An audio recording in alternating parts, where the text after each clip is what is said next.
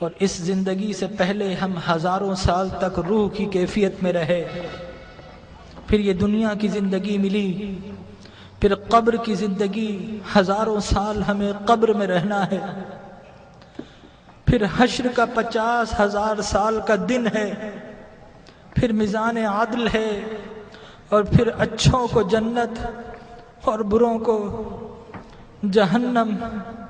یہ انسانی زندگی کے مراحل ہیں، لیکن انسان کا المیہ یہ ہے کہ انسانی زندگی کا وہ گھر جو سب سے مختصر گھر ہے، انسان نے اسی زندگی کو اپنا سب کچھ سمجھ لیا ہے۔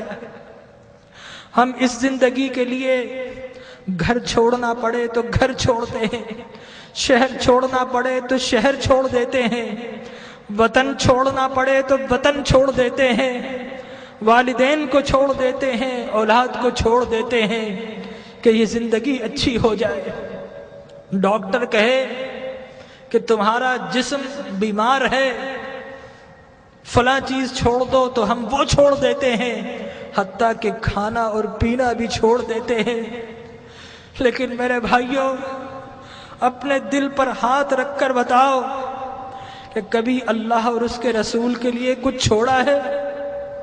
اللہ نے کہا کہ برے اعمال چھوڑ دو، تو ہم نے اللہ کے لیے کبھی برے اعمال چھوڑے ہیں؟ اس کے رسول کی محبت کی خاطر کچھ چھوڑا ہے؟ ارے فقط ایک آنکھ جانے کا خطرہ ہو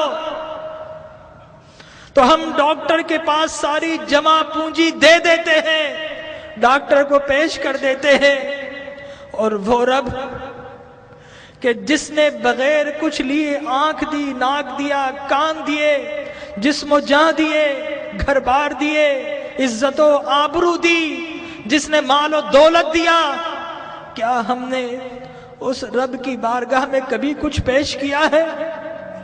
اپنے دل پر ہاتھ رکھ کر بتائیے، کبھی رات نیند کو قربان کر کے کبھی اس رب کی بارگاہ میں کچھ سجدے پیش کیے ہیں؟ کبھی اس رب کی خاطر آنسو بہائے ہیں؟ ارے اس دنیا کو سب کچھ سمجھنے والوں، اس دنیا کو بڑا ہم سجاتے ہیں، گھر میں رنگ و روغن کرتے ہیں، فانوس لگاتے ہیں، وائٹ واش کرتے ہیں، قیمتی گدے اور قیمتی سامان سے اپنی زندگی کو آرام پہنچاتے ہیں، لیکن یاد رکھیے کہ یہ زندگی 60-70 سال کی زندگی ہے۔ آگے کی جو زندگی، قبر کی جو زندگی ہے، وہ ہزاروں سال کی زندگی ہے، اور خدا کی قسم ہماری قبر ہمیں پکار رہی ہے۔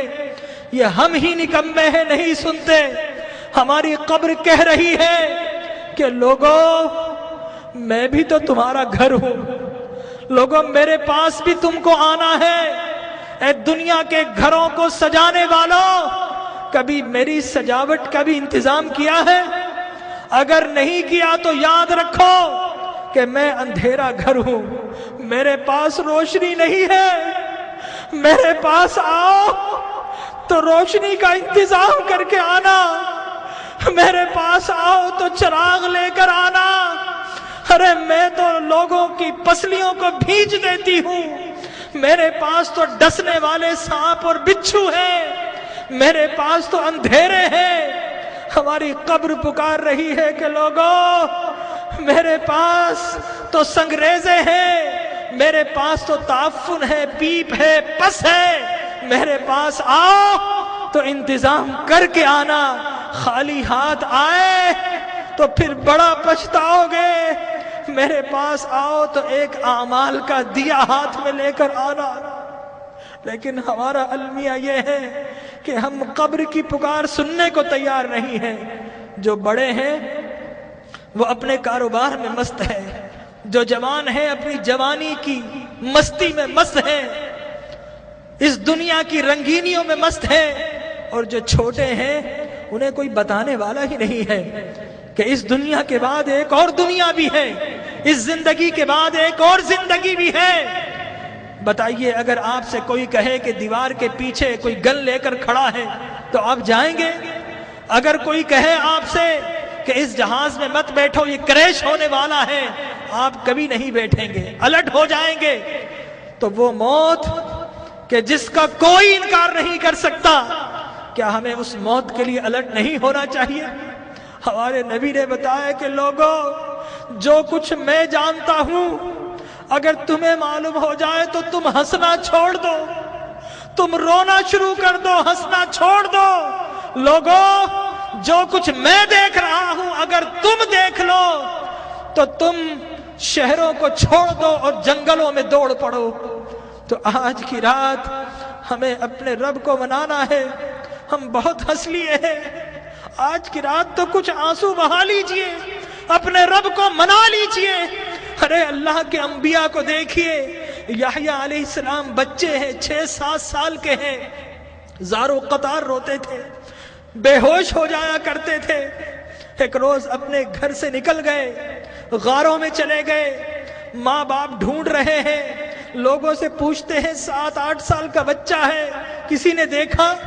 ایک چرواہا کہتا ہے کہ بچہ تو نہیں دیکھا، ہاں اس غار سے رونے کی آواز آ رہی ہے، 3 دن سے کوئی رو رہا ہے اور اس کے رونے سے ہماری بکریوں نے کھانا اور پینا چھوڑ دیا ہے۔ ماں باپ اندر جاتے ہیں، دیکھتے ہیں اللہ کے نبی یحییٰ رو رہے ہیں۔ ماں کہتی ہے کہ بیٹا اب تو چلو، اب تو رونا بند کر دو۔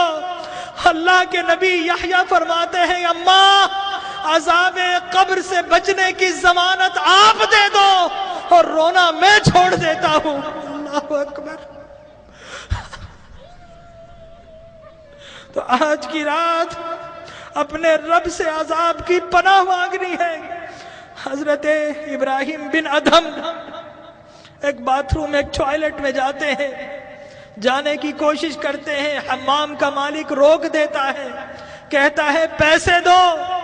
حضرت ابراہیم بن ادھم رونا شروع کر دیتے ہیں اور کہتے ہیں کہ یہ لیٹرین جو شیطان کی جگہ ہے، یہاں پر جب بغیر پیسے کے نہیں جا سکتا، ارے اللہ کی وہ جنت جو انبیاء اور اولیاء کے رہنے کی جگہ ہے، وہاں اعمال کے بغیر کیسے جاؤں گا؟ تو آج اعمال کا چراغ لے لیجئے۔ اللہ تبارک و تعالی ہماری حاضری کو قبول فرمائے۔ اپنی محرومیوں کو یاد کیجئے، اپنی بیماری